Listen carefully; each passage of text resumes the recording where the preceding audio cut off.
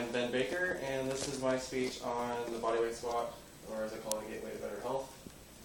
Go ahead and do the intro. Alright, so what's the first thing you think of when you hear the word bodyweight squat? Is it too easy? What's that? A little bit too much of a challenge? Like, what do I do? Where do I start?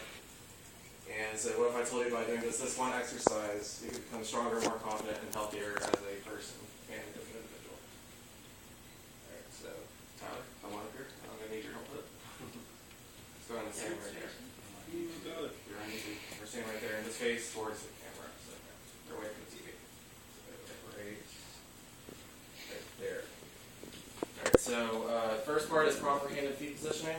So start with your feet about shoulder width apart. And want to keep your feet at about a neutral angle or about a 15-degree angle, so about right there. Now, as you first start this exercise, you want to start with your hands either at your side or somewhere in front of you. But as you get more advanced, you can put them either behind your head or straight up. Straight up would be the most difficult.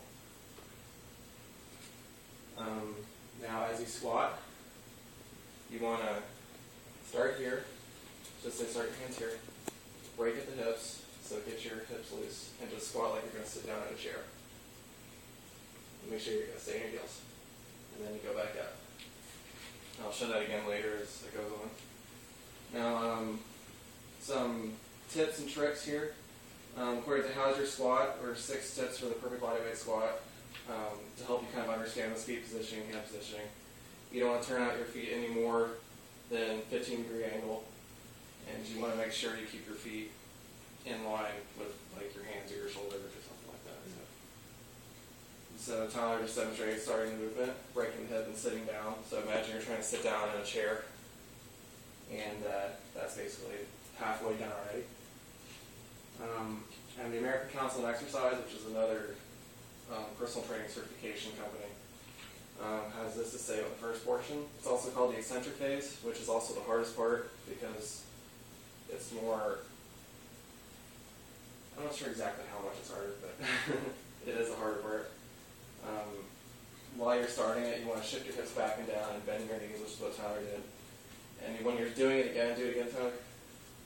You want to try to keep your knees behind your toes when you're doing it, so go ahead and start. So, see how you're focusing on your toes. You want to try to keep your feet out more. So, step up a little bit towards me.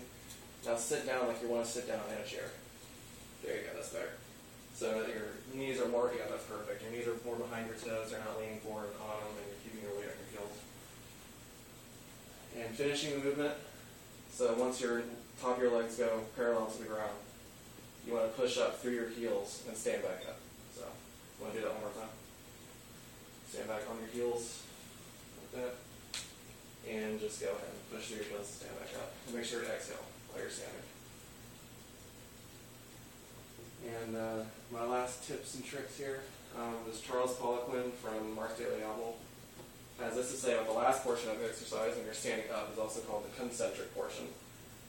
And he said try to visualize driving your heels or really pushing your heels into the ground when you're standing up. It'll help you keep your weight off the balls of your feet. And that's a video example that we can bring up.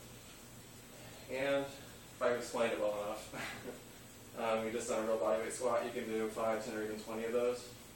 And it's a good thing because it can do not only a strength workout to strengthen your legs, but it can also be a great cardiovascular workout if you do it enough, like 20, 30, 100 times.